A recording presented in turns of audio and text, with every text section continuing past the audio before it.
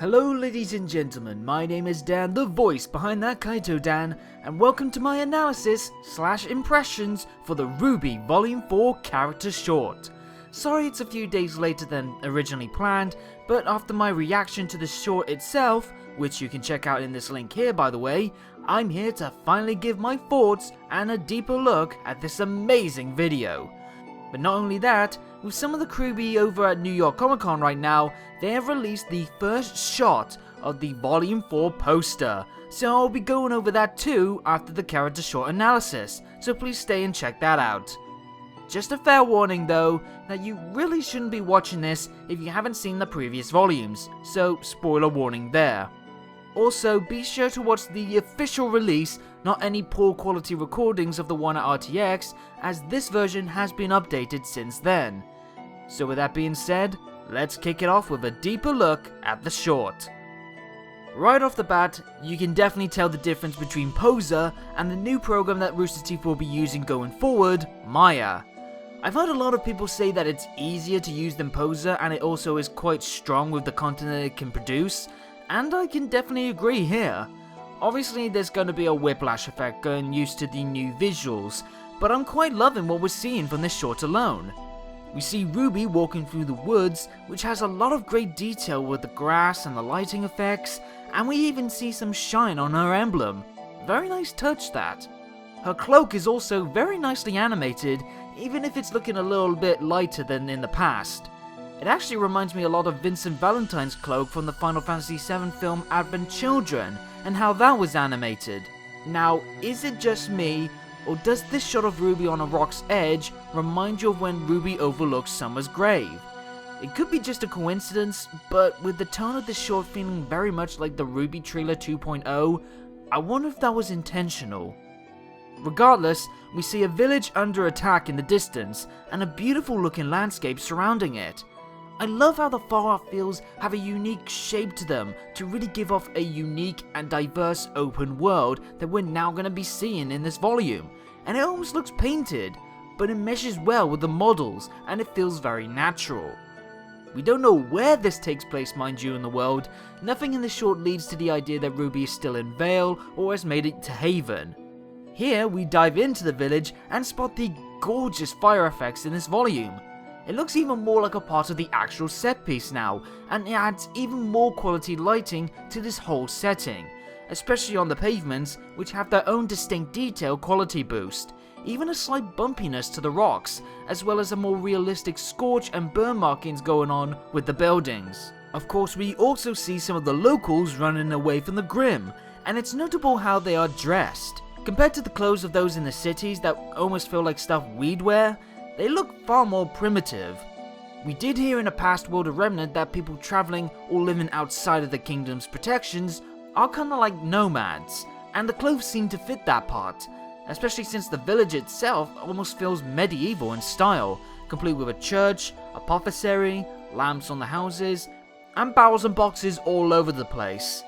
Really, there's no technology anywhere which fits that element of a world outside of the city walls. The villagers' clothes also remind me of some of the clothes in the world of Avatar: The Last Airbender, as well as RWBY's own Bolin Hori, with a slight Asian feel to them.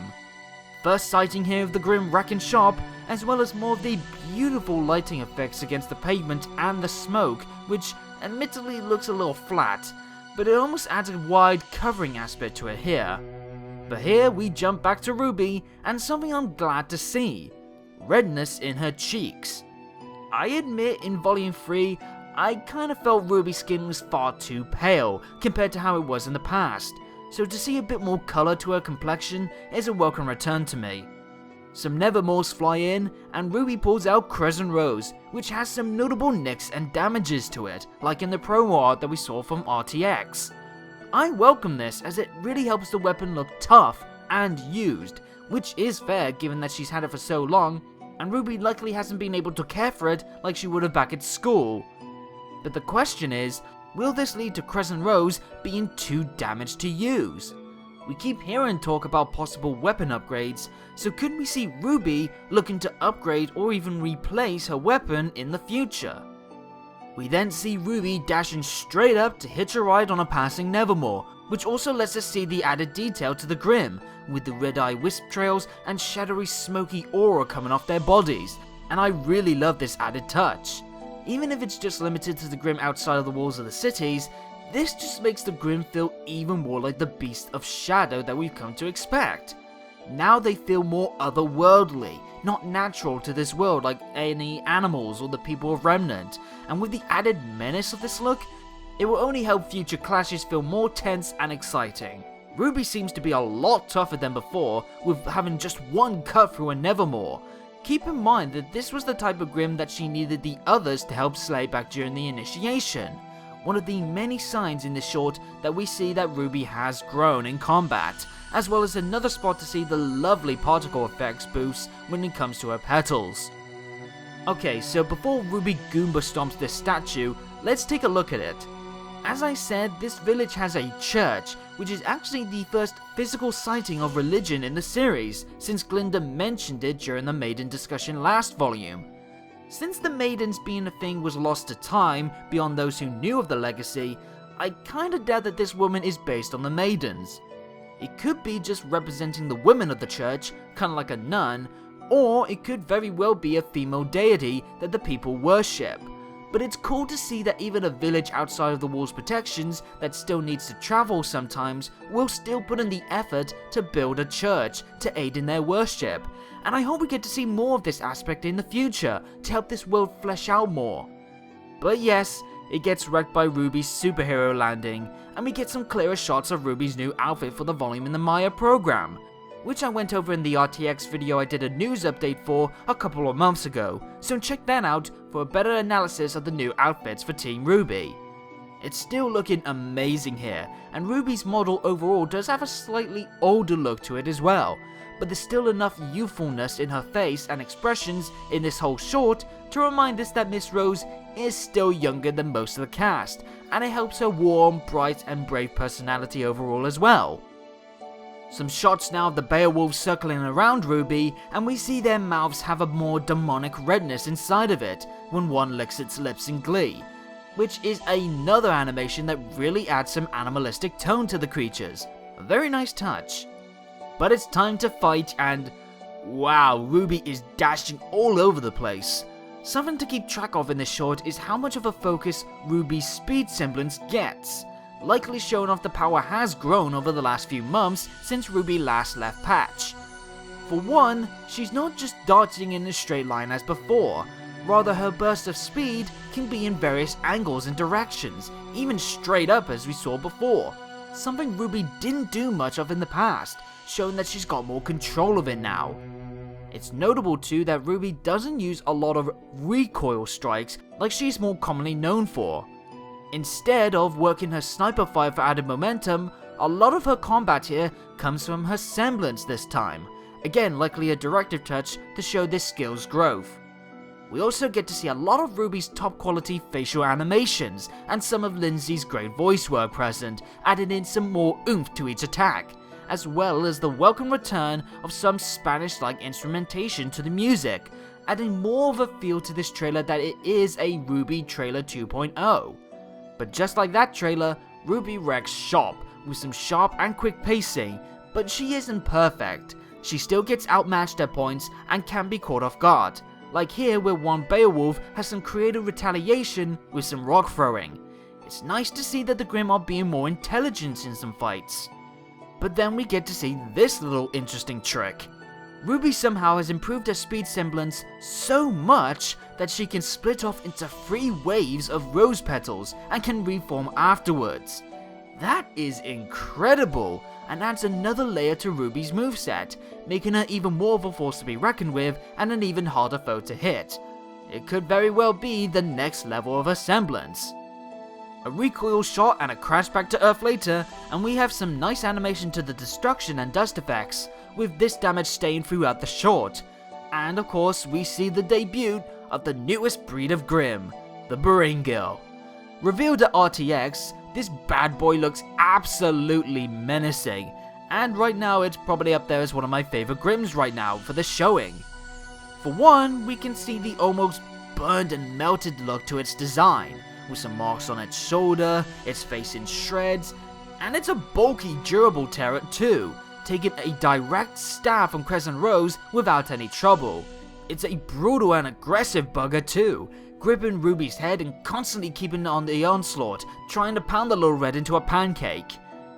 Rather quick for its size too, kinda like Yatsuhashi. Strong but still able to keep up, which helps it stand out against other big Grimm like the Ursas. Here we see more of the sharp camera work as the two try to gain the upper hand, including the Beringale tossing a fellow Grimm right into RWBY's path. Again, more of an example that the Grimm can do more than just bullhead charging and striking, and we see more of RWBY using her speed semblance to try and outmaneuver the beast as well, striking all around it and striking from above too, but RWBY gets rocked and seemingly downed. By the way, I want to highlight that a lot of the Beringale's motion capture comes from one of the animators, Joel Mann, using child crutches to help the posing. That's kind of awesome. But RWBY's not out of it yet, and with a nice soft little red like roses piece in the background, as well as more lovely animated petals, RWBY strikes back with a badass breakout through the church's glass window, bringing us this lovely wide shot of the two by the way, before RWBY busts out another sick semblance move, spinning up the beast with a rose tornado and slamming it back down with a fierce stab of her weapon. Before we get this interesting visual with her cape, stretching out almost towards us before returning to its usual shape. With how often the cape emits rose petals in her movements and how active the clothing is in this fight, on top of this final shot, I really do feel that her cape could be tied to her semblance now. It wouldn't be the first time that we've seen clothes and other elements of the fighter be in tune with the user's semblance, like with how Yang's hair glows yellow or how Adam's red features light up as well, and it would only seem fitting for RWBY's to tie into her red distinct hood. Key though to mention that the stab on the Beringale didn't kill it. Again, it's a durable hulking mass, but one well placed shot to the head does the trick in the end. This Grimm isn't just strong, but tough, and will require some intricate tactics to take it out. RWBY finally has some time to catch her breath, and she gets a call from the 3 remaining members of Team Juniper. There's still no information right now in the show to officially dub this new team as Team Ranger like the fandom have dubbed them, but it's cool to finally see some snippet of the trio. Before I go into the members themselves, note that RWBY has a scroll again. Remember, her last one got shot by Mercury during their clash, and this is only a local only call. With Beacon Tower compromised, the usual long range signal has been crippled, meaning that scroll calls would only work within the smaller local signals areas that are more at risk, and only within each kingdom as well. So RWBY and the others can still keep in touch, only within a relative distance to a small tower, and so long as they are all in the same kingdom. But yes, let's look at the other 3 now, with Ren first, who has longer hair and seemingly no ponytail style. Don't know if he's just grown it out, or when he took off his ponytail his hair just went to that length. Not to mention that his collar is open and it looks kinda bigger. Then there's Nora, who also has longer shoulder length hair. She still has a white vest top, however she also has gained a black jacket. It actually reminds me of the Beacon Academy jersey released by Cospa in Japan. No clue if it's actually that item and it's just Nora having another item in the show based on actual merch, like with a boob shirt, but it's an interesting detail. And now there's Jean. Now, some people, either those who are RTX or those who watch the leaked poor quality recordings, claim that Jean had grown a bit of a stubble in his chin since Volume 3, but as you can see, that isn't the case here. He does have a slightly more defined older face, but he looks relatively the same, including what seems to be his usual hoodie. There is something though in the profile that looks bronze, and that has led to some thinking that it could be something Apira's, like her shield. But the poster that I'll go over in a moment will have a clearer shot of John and the others, so I'll go over it there. Anyway, the trio called up RWBY saying that they saw the smoke and are on their way. Not sure why RWBY went by herself, but it's cool to see that she's still with the trio. RWBY gives them the word to better hurry up if they want some of the action, which also shows some of the lip work for this volume looking really stellar already, before RWBY heads with a smile on her face to clash with the other wave of Grimm. But that's not it yet folks, because we now pan over to the rest of Team RWBY in their respective locations. First up is Weiss over in Atlas, looking rather somber and lonely.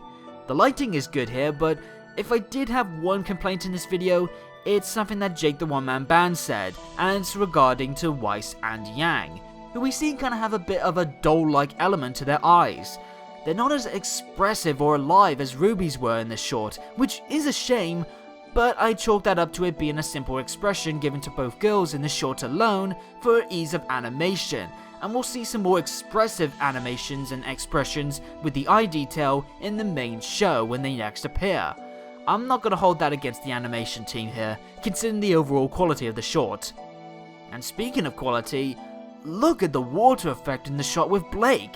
That is gorgeous, especially with how it goes with the sun's light. Fantastic stuff here, guys. Of course, this is the first time seeing the runaway Blake now, and while it's not the best shot of her face, we see her with a long white coat now, and something on her back.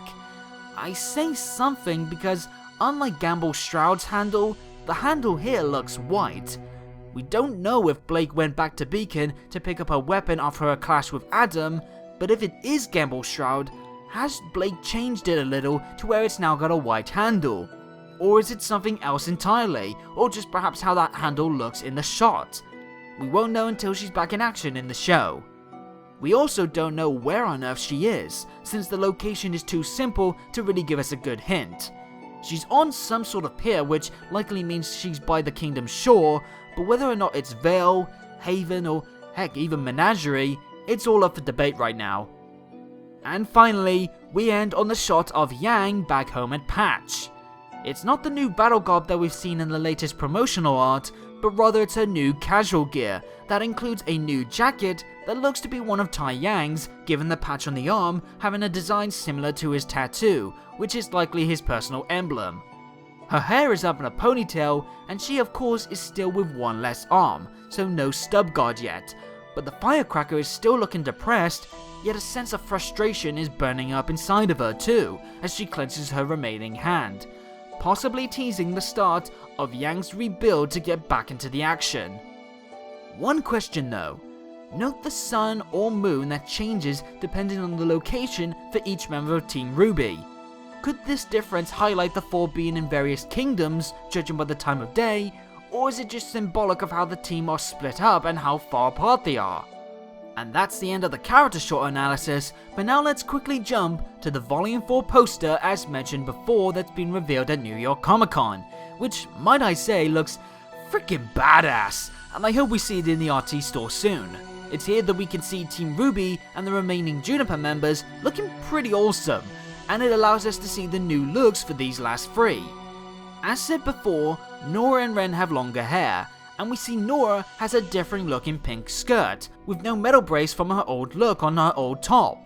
On top of that, she still has her white elbow pads and pink gloves, with longer pink socks it seems, and longer white footwear. Ren also seems to have boots this time that blend into a puffier white bottom look, and that's about as much as I can get out of him since his green top is blocked by Ruby's cape, but it does look new as well.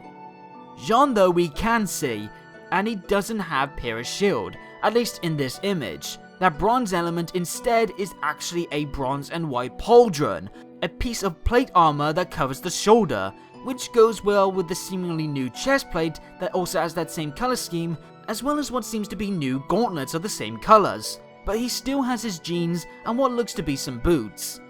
Note though the red around his waist. It looks to me like a sash similar to what Pyrrha had, likely a former tribute to his lost partner. Ruby looks the same as we've seen for her new look, and we see her teammates at the top of the poster in a variety of emotions. Yang looks even more pissed, clenching her hand with a tired but fierce look in her eyes.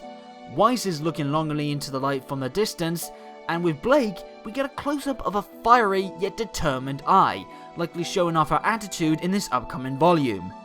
And that's it for this analysis, folks. What did I think of the character short overall? Well, if you couldn't tell from my reaction video to it, I loved it. It felt like the right next evolution to the RWBY trailer and to the show itself. It showcased a brand new animation program with a fast and stylish and entertaining fight, The Grimm are really starting to feel like the deadly force that they are supposed to be, and it left with enough of a tease to how our heroes are acting before we head into the next chapter to savor on. I didn't know what to expect with this new animation in terms of the open world or what we get to see from the presentation, but overall, I was very pleased, and I'm buzzing for what Volume 4 is like when it finally reaches our screens later this month. But that's my feelings. What about yours? Was there any detail that I missed out? How do you feel about the character short? And how are you feeling heading into Volume 4? Let me know in the comments down below. Check out my other videos with reactions, reviews, and more. And subscribe and click on the bell to keep up to date on new uploads. Plus, follow me on Twitter at ThatKaitoDan for any RWBY related news and info, updates on incoming content from me, and much more. For now though, that's it for this video. Until next time, have a good day or good night, and peace out.